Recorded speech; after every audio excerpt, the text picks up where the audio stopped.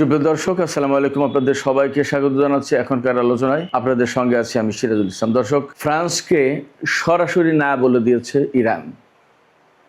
এপাশে হরমুজ প্রণালীকে নিয়েই ইরান আর আমেরিকার মধ্যে মারাত্মক ধরনের অনিশ্চয়তা তৈরি হয়েছে।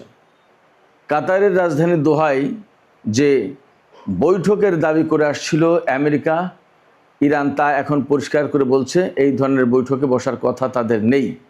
তবে কাতারের মধ্যস্থতায় পরোক্ষভাবে হয়তো কিছু বার্তা আদান প্রদান হতে পারে। তাহলে আসলে ব্যাপারটা কি? এপাশে ইসরায়েলের হাইফা বন্দর নগরী কেঁপে উঠেছে ভয়াবহ এক বিস্ফোরণে। কারা এই বিস্ফোরণের পেছনে রয়েছে, কারা এর সাথে জড়িত? একই সময়ে ইসরায়েলের প্রধানমন্ত্রী বেনিয়ামিন নেতানিয়াহু এবং যুদ্ধমন্ত্রী ইসরায়েল কাটজ দক্ষিণ লেবানন সফর করেছেন। তারা আসলে কি বার্তা দিতে চাইলেন? তারা কি লেবাননের প্রতিরোধ গোষ্ঠীকে তুচ্ছ তাচ্ছিল্য করতে চাইলেন? তারা কি ইরানকে কোনো বার্তা দিতে চাইলেন?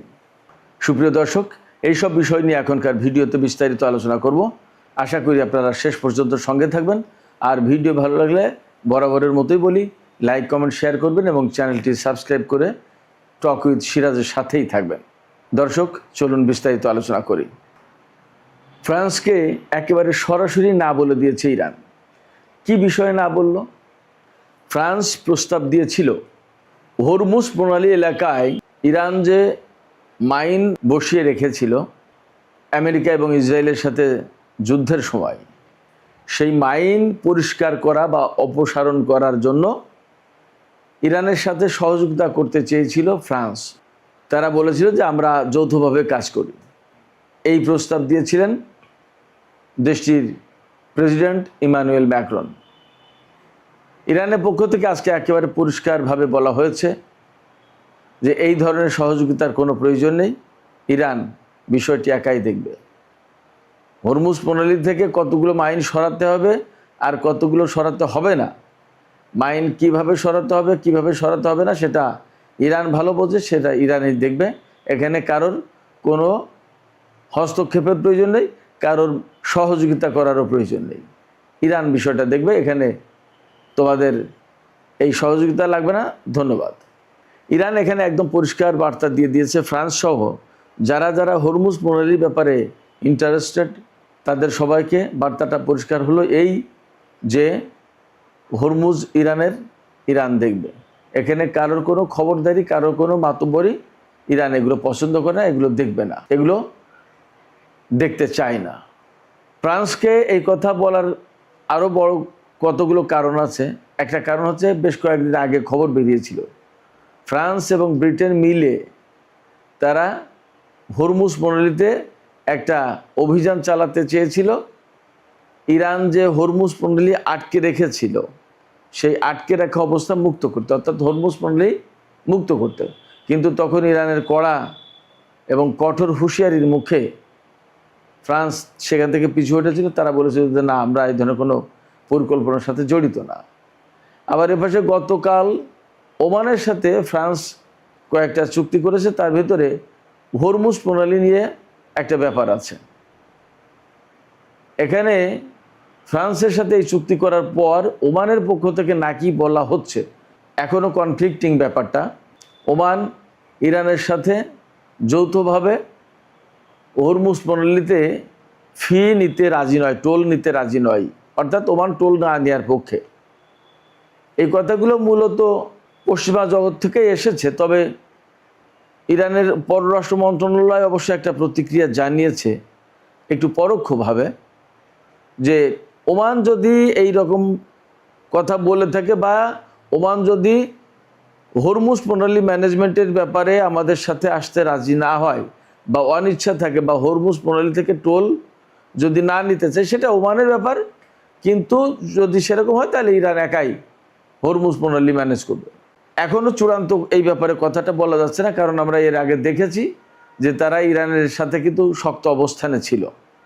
হঠাৎ করে এই জায়গা থেকে দুর্বল বা নরম অবস্থানে চলে যাওয়ার কথা না। যদি গিয়ে থাকে তাহলে কেন গেল, কি ব্যাপার, এর ব্যাকগ্রাউন্ডটা কি, সেগুলো জানার ব্যাপার।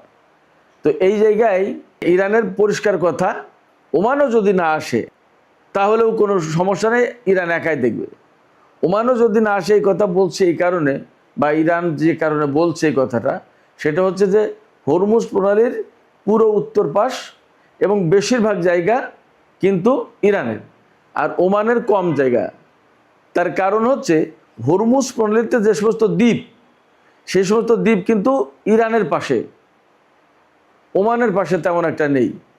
তো ওই দ্বীপ, অর্থাৎ এই দ্বীপ থেকে ওই দ্বীপ, ওই দ্বীপ থেকে ওই দ্বীপ, এইরকম একটা দ্বীপ থেকে আর একটা দ্বীপ, এই করতে করতে হরমুজ প্রণালীর বেশিরভাগ এলাকা কিন্তু ইরানের পক্ষে পাশে চলে যায়। আমি আবার বলি, তাহলে মনে হয় আশা করি ক্লিয়ার হবেন। ধরুন হরমুজ প্রণালীর একেবারে উত্তর পাড় হচ্ছে ইরান, সেখান থেকে ধরুন কথার কথা 10 নটিক্যাল মাইল হচ্ছে সামনে যাবে, গেলে ইরানের ভূখণ্ড থেকে আন্তর্জাতিক পানি সীমা শুরু হবে। তো দেখা গেল 8 নটিক্যাল মাইল যাওয়ার পরে একটা দ্বীপ পড়েছে, তাইলে ওই দ্বীপ তো ইরানের ভেতরে পড়লো আলটিমেটলি। তাইলে ইরানের ভূখণ্ড কিন্তু আরও 8 নটিক্যাল মাইল দূরে সামনে এগিয়ে গেল। মূল যে একদম সাগরের যে তীর, সেইখান থেকে 8 মাইল সামনে, 8 নটিক্যাল মাইল সামনে আসলো। এখান থেকে যে দ্বীপটা, সেখান থেকে আবার 8 নটিক্যাল মাইল সামনে যাবে, এইভাবে। তো দেখা গেছে এইভাবে করতে করতে সেই ওমানের কমই পড়ে, ইরানের বেশি পড়ে। তো যাই হোক, যেহেতু এখানে ইরান মূল শক্তি, সেক্ষেত্রে ইরানের বক্তব্য হচ্ছে হরমুজ প্রণালী আর আগের অবস্থায় তো যাবেই না, এখানে কারো কোনো মাতবরিক কর্তৃত্ব, প্রভুত্ব, এর কোনো কিছু চলবে না।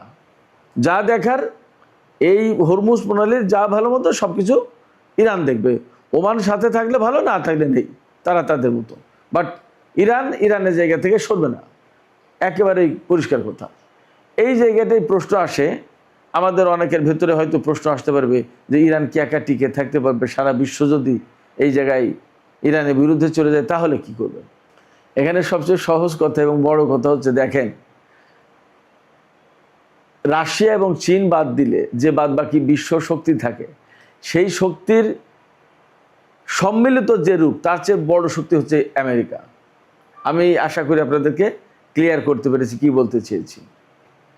চীন এবং রাশিয়া বাদ দিলে ইউরোপীয় বা নেটো জোট যেটা, সেটার যে সম্মিলিত রূপ, তার যে শক্তি, তার চেয়ে একার বেশি শক্তি হলো আমেরিকার। সেই আমেরিকা আর ইসরায়েল যখন একসাথে এসে যুদ্ধ করেছে, আর ইরান সেই আমেরিকা ইসরায়েলকে এইভাবে নাকানি চুবানি খেয়েছে, মার্কিন ঘাঁটিগুলোর পরিস্থিতি আপনারা সবাই জানেন যে কি অবস্থা মধ্যপ্রাচ্যে হয়েছে, এবং কম ঠেলাই তো আমেরিকা এই চুক্তির দিকে দৌড়ায়, এটা তো সোজা কথা। ফলে ওই ভাবনাটা, ওই টেনশনটা, ওই দুশ্চিন্তাটা না করলেও চলবে যে সারা বিশ্বের সব দেশ যদি মিলে আসে তাহলে কি হবে। না, ইরান এই জায়গায় ভয় পাচ্ছে না। ইরানের বক্তব্য হচ্ছে যে এটা আমার, এটা আমাকেই ম্যানেজ করতে হবে, আমিই করব, তাতে যাই হোক না কেন। আর এখানে আমি আপনাদেরকে আরেকটু বলি, ওই যে সেই চীন রাশিয়া ইরানের ব্যাপারে তাদের যে অবস্থান, যুদ্ধের আগে যে অবস্থান ছিল, যুদ্ধের সময় সেই অবস্থান, বরং এখন আরও শক্ত হয়েছে দুই কারণে।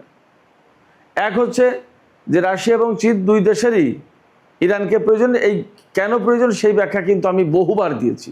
আজকে খুব সংক্ষেপে বলি যে ইরান যদি মধ্যপ্রাচ্যে না থাকে, রাশিয়া এবং চীনের কোনো মধ্যপ্রাচ্যে কোনো পা রাখার জায়গা থাকবে না। আমেরিকাকে কর দিয়ে, ইসরায়েলকে কর দিয়ে মধ্যপ্রাচ্যে ঢোকা লাগবে চীন এবং রাশিয়ার চেয়ে চীনের সংকটটা বেশি। অতএব ইরানকে টিকিয়ে রাখতে হলে, ইরানকে বাঁচিয়ে রাখতে হলে এবং ইরানকে বিজয়ী করতে হলে চীন এবং রাশিয়াকে সাপোর্ট দিতেই হবে, এবং এই সাপোর্টটা দেওয়া তাদেরই প্রয়োজন, এটা ইরানের জন্য না। চীন রাশিয়া এখানে সাপোর্ট দেবে না এটা ভাবার কোনো কারণ নেই, এবং চীন রাশিয়া ইরানের সাথে নেই এটাও ভাবার কারণ নেই। বরং যুদ্ধের সময় বা যুদ্ধের আগে যা ছিল তার চেয়ে এখন বেশি শক্ত চীন রাশিয়ার অবস্থান। এটা গেল একটা কারণ, তাদের স্বার্থের প্রয়োজন। আর একটা কারণ হচ্ছে যে ইরানকে নিয়ে চীন এবং রাশিয়ার হয়তো একটা কনফিউশন ছিল যে আমরা যে এই অস্ত্র দিচ্ছি, সাপোর্ট দিচ্ছি, প্রযুক্তি দিচ্ছি, এইগুলো ঠিকমতো ব্যবহার করতে পারবে ইরান, নাকি আমাদের এই অস্ত্র, এই সাপোর্ট এবং এই প্রযুক্তি মায়ের খেয়ে দেবে, তখন আমাদের বাজার নষ্ট হবে। কিন্তু যুদ্ধে ইরান যথেষ্ট সফলতার পরিচয় দিয়েছে এবং সাকসেসফুলি ইসরায়েল এবং আমেরিকাকে মোকাবেলা করেছে। এই জায়গা থেকে রাশিয়া এবং চীন অবশ্যই এখন এইভাবে ভাবতে বাধ্য হবে যে না, ইরানকে দিলে সে ঠিক মতোই কাজটা করতে পারবে। অতএব ইরানের উপরে সামরিক, রাজনৈতিক এবং কূটনৈতিক সব পর্যায়ে চীন এবং রাশিয়ার আরও বেশি আস্থা বেড়েছে। অতএব হরমুজ প্রণালী ম্যানেজমেন্টের যে ব্যাপারটা, সেই জায়গায় আপনারা নিশ্চিত থাকতে পারেন ইরানের পেছনে চীন এবং রাশিয়া আছে, এবং ইরান নিজে তো শক্তিশালী বটেই, এখানে চীন এবং রাশিয়ার একটা সমর্থন আছে, সেই সমর্থনও ইরানকে শক্তিশালী করছে, এবং সেই জায়গা থেকে ইরান যথেষ্ট স্ট্রংলি বলতে পারছে যে এখানে কারোর প্রয়োজন নেই, এটা আমরাই ম্যানেজ করব। এই ম্যানেজমেন্টের মূল যে কাজ সেটা হচ্ছে জাহাজ কোনটা ঢুকতে পারবে, কোনটা আসতে পারবে, এটা সমস্ত সব কিছু ইরান কন্ট্রোল করবে, নাম্বার 1।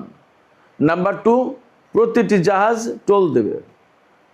ইরান কাকে ছাড় দেবে কাকে ছাড় দেবে না সেটা ইরানের ব্যাপার। নাম্বার 3 হচ্ছে যে হরমুজ প্রণালীর যে সত্যিকার অর্থেই পরিবেশ বাঁচানোর একটা প্রশ্ন আছে।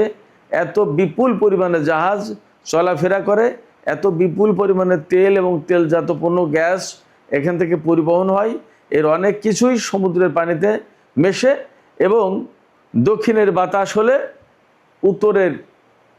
উত্তরের কূলে অর্থাৎ ইরানের উপকূলে গিয়ে সেইগুলো জমা হয়।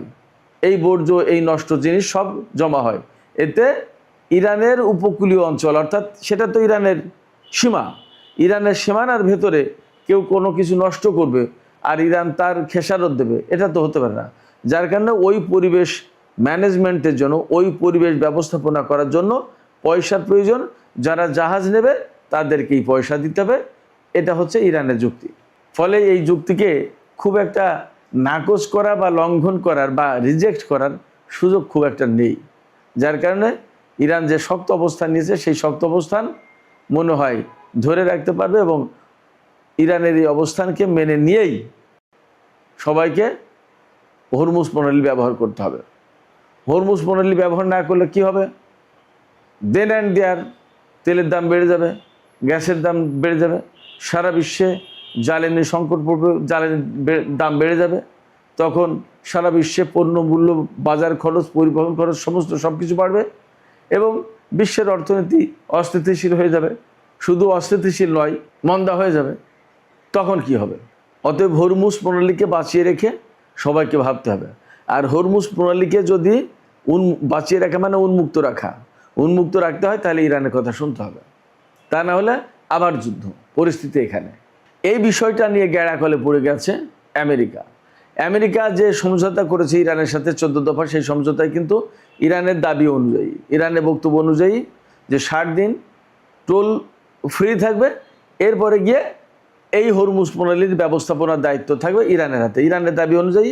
এবং প্রকাশিত যে সমঝোতা আমরা দেখেছিলাম তাতে এই বিষয়টা এইভাবে উল্লেখ করা হয়েছে। এখন আমেরিকা যদি যুদ্ধ পরিস্থিতি বন্ধের পরে, স্বাভাবিক হওয়ার পরে এখন যদি মুসরামুসরি করে, ইরান তো ছাড়বে না।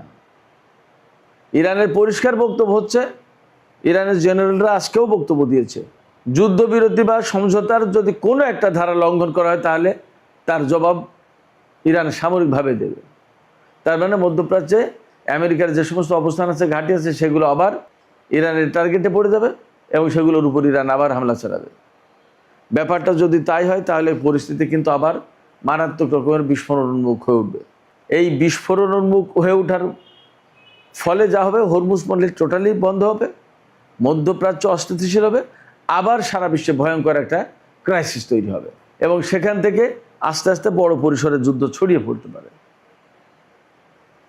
এই রিস্ক আমেরিকা এবং তার বন্ধুরা মিলে নেবে কিনা সেটা তাদের পরামর্শ করে দেখার ব্যাপার। আর এখানে পাকিস্তান এবং কাতার বিশেষ করে তারা মধ্যস্থতা করছে, তারাও বিষয়গুলো আমেরিকার কাছে তুলে ধরতে পারে।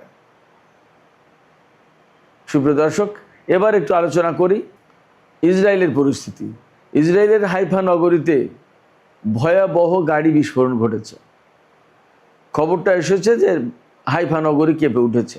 সেখানে একজন নিহত হয়েছে বলে সর্বশেষ খবর আমি দেখেছিলাম। তারপরে আর কতদূর কি জানি না। কাউকে গ্রেপ্তার করতে পারেনি, কোনো সংগঠন বা ব্যক্তি এই হামলার দায়িত্ব স্বীকার করেনি। ইসরায়েলের পক্ষ থেকে এমন কোনো কথা বলা হয়নি যে ইরান বা লেবাননের প্রতিরোধকারী সংগঠন বা অন্য কোনো প্রতিরোধকারী সংগঠন এই হামলা চালিয়েছে, এমন কোনো কথা কেউ বলেনি। তবে ইসরায়েলের পুলিশ ঘটনা তদন্ত করছে।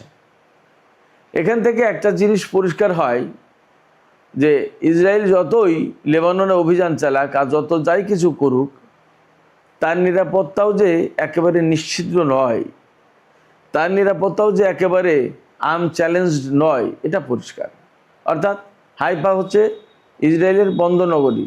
তেল এবং তেলজাত পণ্যের প্রধান সাপ্লাই কেন্দ্র হচ্ছে এই হাইফা। সেখানে যদি এরকম গাড়ি বোমা বিস্ফোরণ হয় এবং তাতে শহর কেঁপে ওঠে এবং জনজীবন একেবারে অস্থিতিশীল হয়ে পড়ে, তাহলে বোঝা যায় যে ইসরায়েলের ভেতরেই কোনো মতেই নিরাপত্তা একদম নিশ্চিত নয়। এবং ইসরায়েলের গোয়েন্দা সংস্থা আর নিরাপত্তা সংস্থা এত শত কিছু ভেদ করেও যে ভেতরে এরকম ঘটনা যায় তা পরিষ্কার।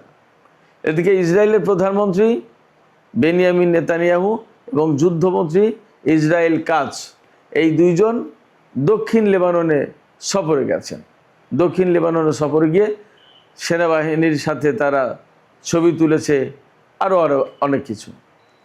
এই যে সেখানে গিয়ে সেনাদের সাথে হাসি মুখে ছবি তোলা, একটা গর্ব ভরে দেখানো যে আমরা দক্ষিণ লেবাননের ভিতরে আসলাম, এগুলো হতে পারে, দেখাচ্ছে। হয়তো এটা দিয়ে লেবাননের প্রতিরোধকারী সংগঠন বা ইরানকে নেতানিয়াহু হয়তো তুচ্ছতাচ্ছিল্য করছে যে আমরা এখানে, হয়তো এটা দিয়ে এটা বোঝাতে চাইছে যে দক্ষিণ লেবাননে একসময় ইসরায়েল ছিল, লেবাননের প্রতিরোধকারী সংগঠনের প্রতিবাদ, যুদ্ধ এবং প্রতিরোধের মুখে একসময় চলে গিয়েছিল, আবার সেই দক্ষিণ লেবাননে আমরা এখন আছি। বাট এটাও ঠিক যে আবারও পরিস্থিতি ঘুরে যেতে পারে, বলা তো যায় না কখন কোনটা কি হয়।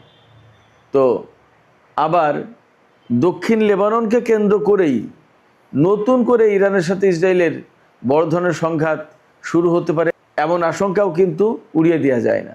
কারণ আমেরিকার সাথে ইরানের যে 14 দফা সমঝোতা হয়েছে, সেই সমঝোতায় পরিষ্কার করে 1 নম্বর দফায় বলা হয়েছে যে লেবানন সহ মধ্যপ্রাচ্যের সব ফ্রন্টে যুদ্ধ বন্ধ করতে হবে। ইরানের উপর যুদ্ধ বন্ধ করলেই সাথে সাথে ইরান জবাব দিয়েছে, লেবাননে যদি ইসরায়েল হামলা বন্ধ না করে তাহলে হয়তো ইরান আবার নতুন করে ভিন্ন কথা বিকল্প চিন্তা করতে পারে। তখন কিন্তু পরিস্থিতি খারাপ হবে। যদিও ইসরায়েলের পক্ষ থেকে বারবারই বলা হচ্ছে আমেরিকা ইরানের সাথে চুক্তি করলেও ওই চুক্তি আমরা মানব না এবং আমরা আমাদের মতো করে কাজ করব। এখানে আমেরিকার জন্য বড় পরীক্ষা যে ইসরায়েল তার কথা শুনবে কিনা, এটা একটা বিষয়। আর একটা বিষয়, ইরান লেবাননকে যে কথা দিয়েছিল যে আমরা তোমাদেরকে ছেড়ে যাব না এবং লেবানন অবশ্যই ইরানের সাথে সমস্ত সব কিছুতে জড়িত থাকবে। তো তাই যদি হয় তাহলে ইরানের জন্যও দায়িত্ব হচ্ছে লেবাননে ইসরায়েলের হামলা এবং অভিযান সমস্ত সব কিছু বন্ধ করা। যদি তা না করতে পারে এবং দক্ষিণ লেবাননে যে ইসরায়েল দখলদারিত্ব কায়েম রাখতে চাচ্ছে, বেশ কিছুদিন ধরে সেখানে সেনা রাখবে, এইটা রাখতে পারবে কি পারবে না, এই ব্যাপারে সমস্ত চ্যালেঞ্জ এখন কিন্তু ইরানের সামনে। ইরান আসলে সেই চ্যালেঞ্জ কিভাবে মোকাবেলা করে সেটা দেখার ব্যাপার। আবার আমেরিকাও ইসরায়েলের এই চ্যালেঞ্জ কিভাবে মোকাবেলা করে সেটাও দেখার ব্যাপার। আমেরিকা যদি ইসরায়েলের চ্যালেঞ্জ মোকাবেলা করতে না পারে তাহলে 14 দফা বাস্তবায়ন হলো না এবং ফাইনালি আমেরিকার সাথে ইরানের চুক্তি হবে না। আর ইসরায়েল লেবাননে যে দখলদারিত্ব কায়েম করেছে এবং হামলা চালাচ্ছে, সেটা যদি সিরিয়াসলি ইরান মোকাবেলা করতে না পারে তাহলে লেবাননের জনগণের কাছে বা বিশ্ববাসীর কাছেও কিন্তু ইরান অনেকটা হেয় প্রতিপন্ন হবে। এই সমস্ত সব কিছু আসলে কি হতে যাচ্ছে আগামী কিছু দিনের ভেতরে আশা করি পরিষ্কার হবে। আমরা ততক্ষণ পর্যন্ত অপেক্ষায় থাকি। সুপ্রিয় দর্শক, এখনকার আলোচনা এখানে শেষ করতে চাইছি। যাবার আগে আমি আপনাদের কাছে জানতে চাই আপনাদের কি মনে হচ্ছে। এখানে দুটো চ্যালেঞ্জ, ইরানের সামনে একটা, আমেরিকার সামনে একটা। আমেরিকা এবং ইরান তাদের সামনে যে চ্যালেঞ্জ, সেই চ্যালেঞ্জ মোকাবেলা করে চূড়ান্ত চুক্তির দিকে যেতে পারবে কিনা আপনাদের কি মনে হয়? আপনাদের মতামত কমেন্টে জানাতে পারেন। আর ভিডিও ভালো লাগলে আবারও বলি, লাইক কমেন্ট শেয়ার করবেন এবং চ্যানেলটি সাবস্ক্রাইব করে সাথেই থাকবেন। সুপ্রিয় দর্শক, এখনকার মতো এখানেই আলোচনা শেষ করছি। আপনারা সবাই অনেক অনেক ভালো থাকুন। আল্লাহ হাফেজ।